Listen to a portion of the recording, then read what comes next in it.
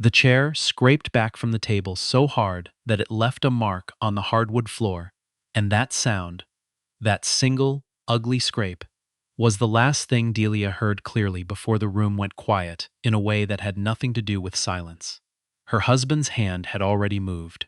The motion was over before anyone could process what they were seeing. And then Kwame's palm was at his side again, and Delia's face was turned toward the window.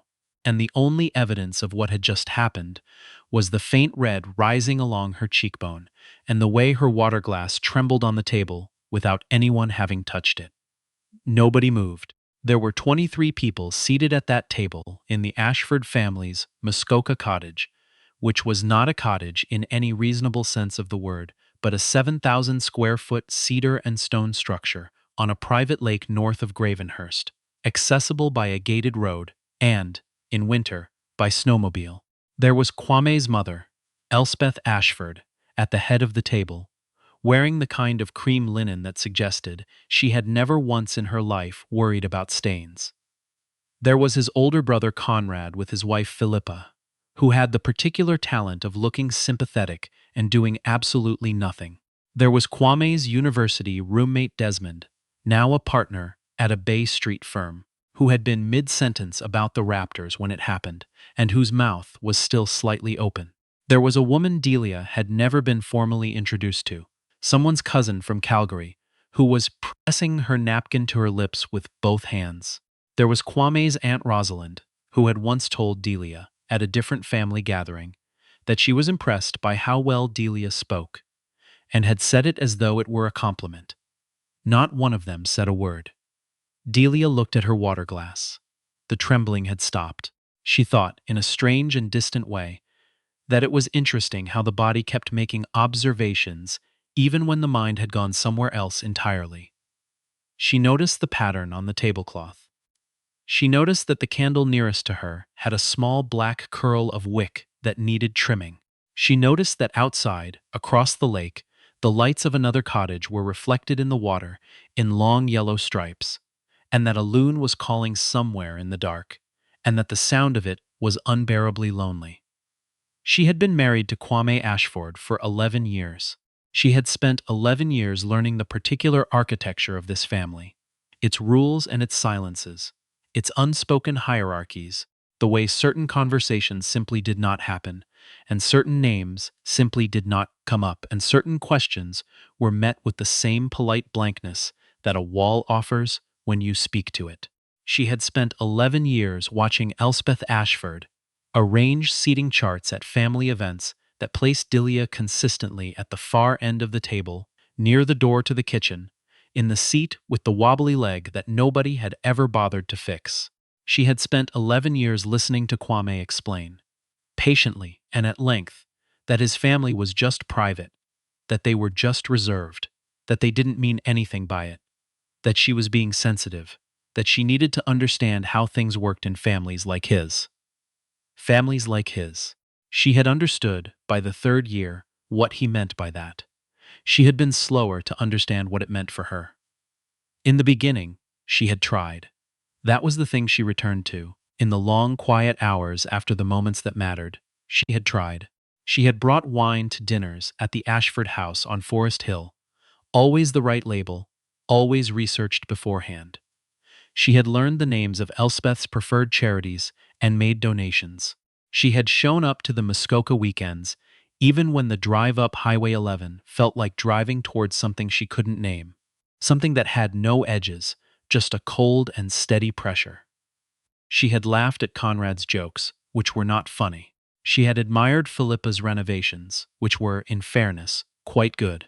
She had sat through 4 consecutive Thanksgivings, listening to Kwame's Uncle Jeffrey hold forth about tax policy, and she had not once said what she was thinking, which was that she had built a company that employed 300 people, and she understood tax policy considerably better than he did.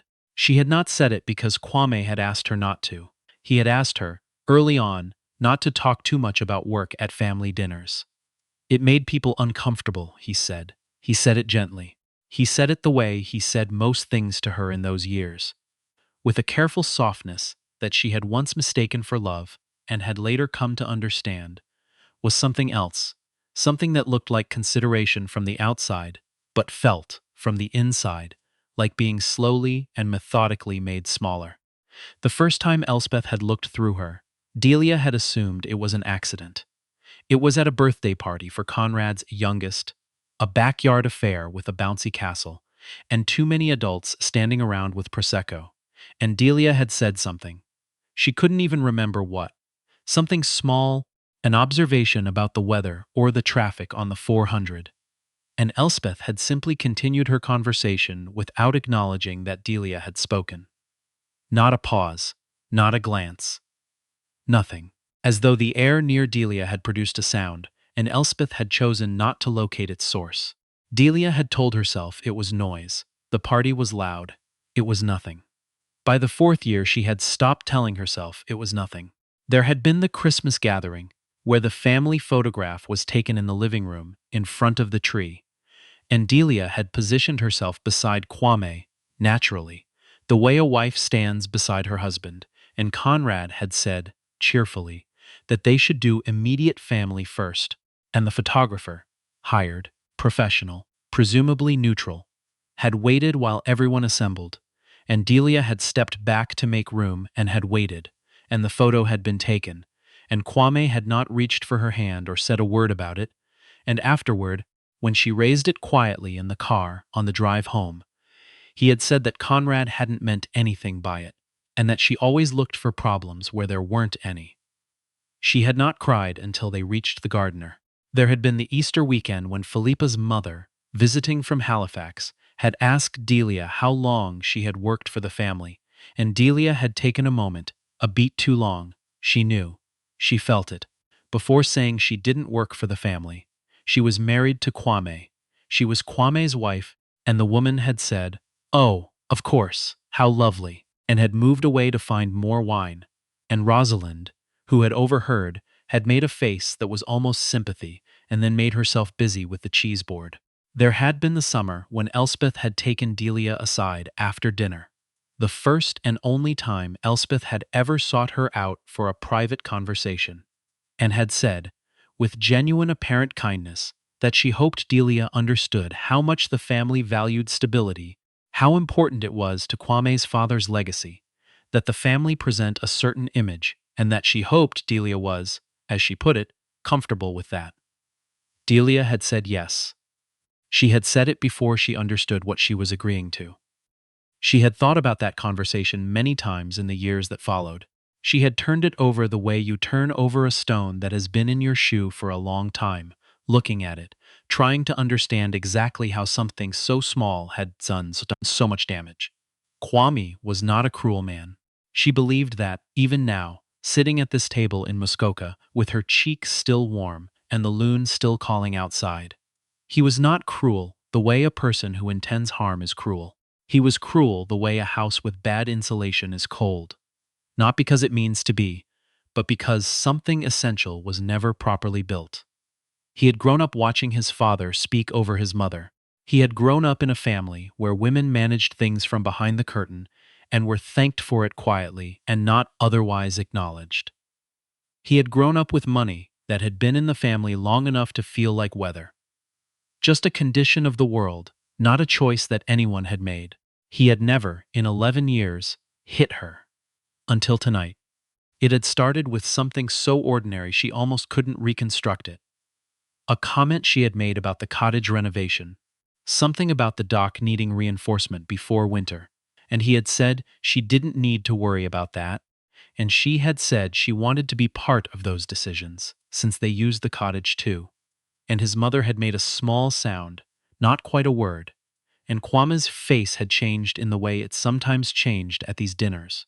A tightening around the eyes, a stillness in the jaw, and he had said her name, just her name, nothing else. And she had looked at him and continued what she was saying, which, in retrospect, she understood had been the thing that crossed whatever line existed in him, the fact of her continuing, the fact of her not stopping, when her name was said in that particular tone. And then the chair scraped back, and then his hand moved, and then nothing. She turned back to the table now, 23 faces.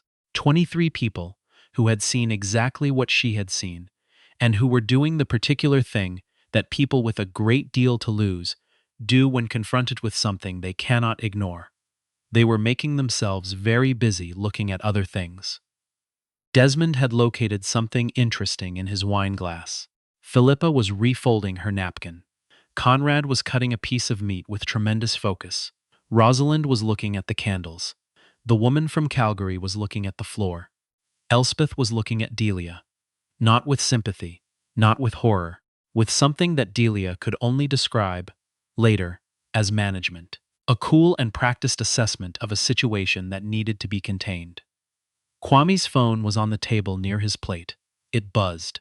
He glanced down at it reflexively, the way everyone does, and then he pushed it slightly away, and Desmond's phone buzzed, and then Conrad's, in quick succession, and Desmond looked down and then looked up at Delia with an expression she had never seen on his face before.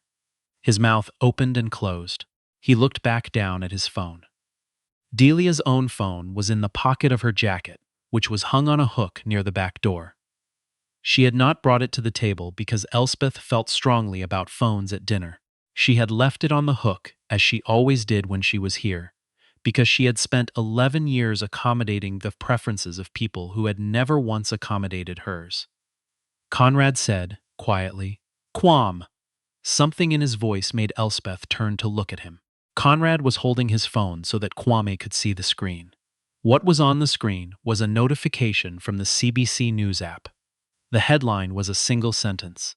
It had been pushed to every phone in the country that had the app installed, which was a great many phones, because the news was significant enough to warrant a push notification, which the CBC used sparingly. The notification read, "Delia Obi Harrington, named to Federal Advisory Council on Technology and Innovation. Prime Minister to announce full appointment Monday." Quam read it. He read it again. His face did not change so much as drain, as though something beneath the surface of it had quietly evacuated. "I didn't know," he said. He said it to the table, not to Delia. Delia looked at him. She thought about the 11 years. She thought about the doc.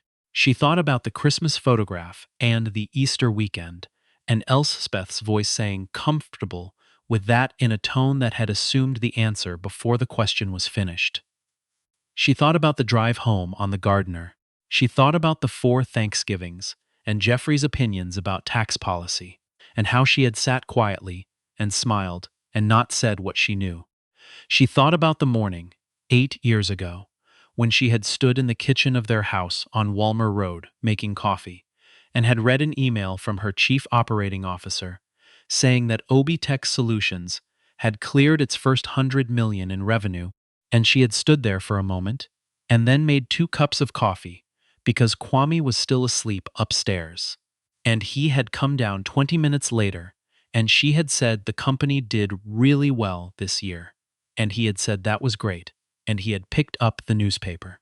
She thought about the call from the minister's office 3 weeks ago, the one she had taken in her car, parked outside the cottage where everyone was already inside having pre-dinner drinks, where the chief of staff had read her the terms of the appointment, and asked if she would accept, and she had said yes, and had sat in the car for a few minutes afterward looking at the lake before going inside. She had not told Kwame. She had thought about telling him. She had picked up the moment several times in the weeks since, and then set it down again. Not out of strategy, but out of something she couldn't yet name, an exhaustion with the particular performance of minimizing herself in this family's presence, of translating her life into something that fit in the space they had agreed to make for her, which was not very much space. She pushed her chair back from the table, evenly, without the scrape.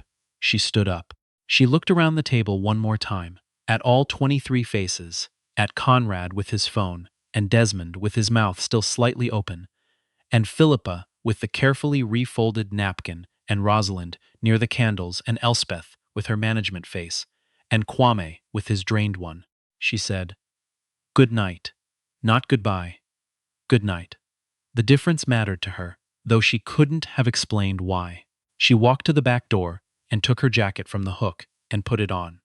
She picked up her phone, which had 18 notifications. She put it in her pocket without looking at them. She opened the back door and stepped out onto the deck, and the night air came at her.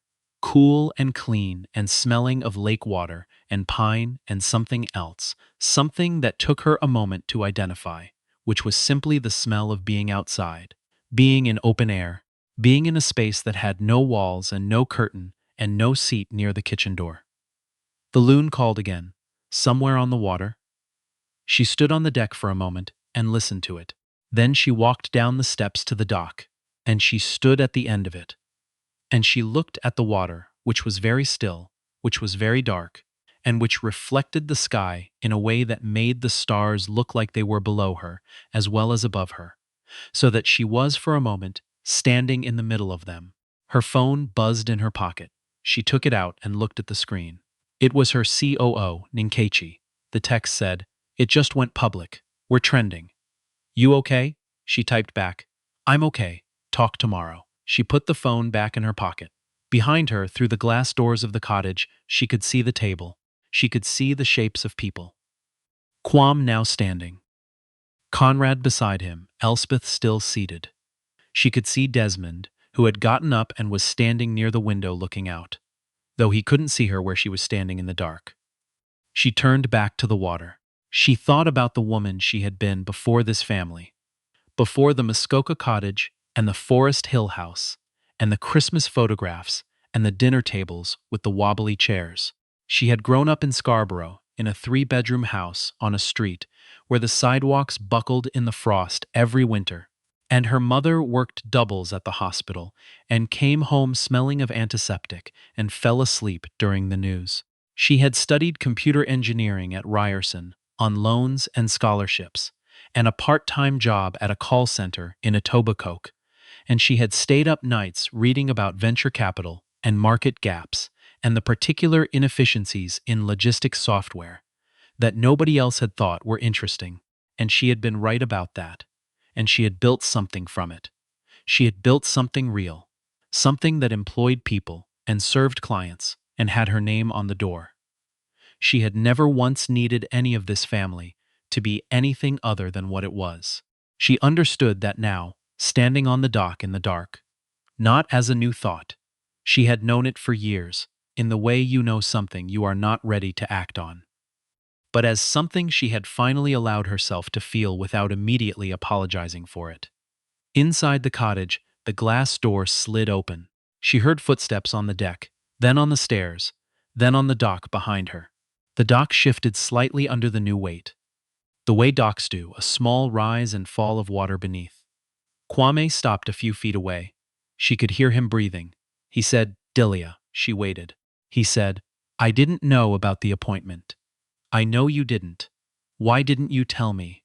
She thought about how to answer that. She thought about all the ways she had translated herself for this family, all the ways she had made herself smaller so that she would fit in the space they'd offered. And she thought about the fact that she hadn't told him, not because she was protecting a secret, but because she had simply, at some point in the past 3 weeks, stopped being sure that this was a life she was willing to keep translating herself inside of. She said, "Because I wasn't sure I was going to stay." He was quiet. On the water, somewhere past the dock, a fish broke the surface and was gone. She said, "I'm going to need you to leave the dock, Kwame." He stayed for a moment. Then she heard his footsteps going back, slow, uneven, nothing like the way he'd come.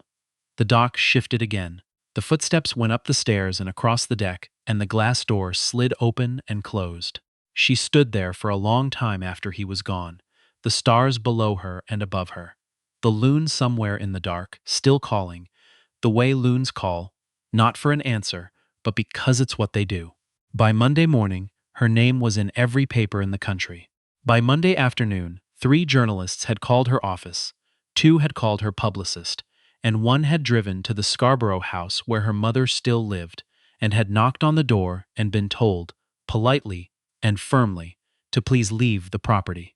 By Monday evening, the Prime Minister had stood at a podium in Ottawa and said her name, Delia Obi Harrington, founder and CEO of Obi Tech Solutions, appointed to chair the Federal Advisory Council on Technology and Innovation. And the room had done what rooms do when a name lands with weight behind it, which is settle into a different kind of quiet. Her lawyer called at 8 that night. Then her COO. Then an old friend from Ryerson who had seen the announcement and was crying a little, apologetically, on the phone. Delia sat in the kitchen of the house on Walmer Road. Kwame had taken the car to Conrad's in the afternoon, which felt like a decision of some kind. And she talked to each of them in turn, and then sat for a while not talking to anyone. She thought about the appointment. She thought about what it would mean.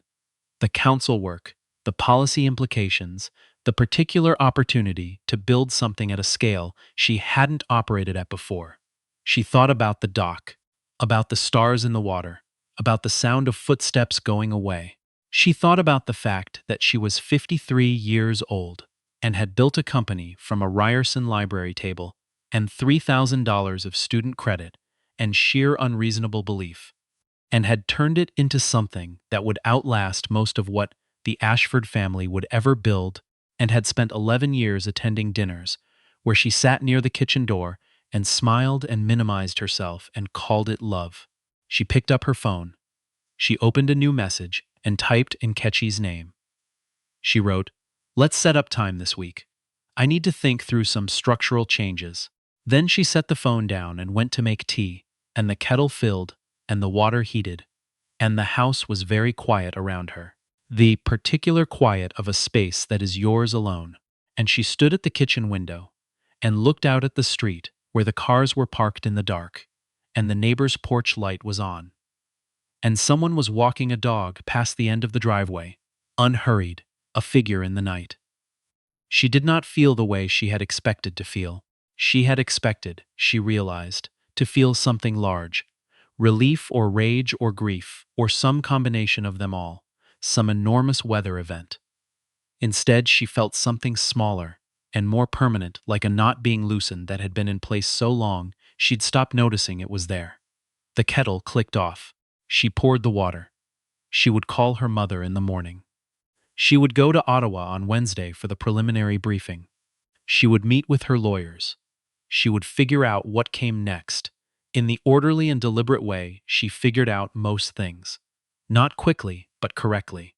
She wrapped her hands around the mug. The ceramic was warm and solid. She stood at the window a moment longer, looking out at the ordinary street, the porch light, the dog and its person disappearing around the corner. Then she turned away from the window and went to sit at the kitchen table. And she opened her laptop, and she began to work.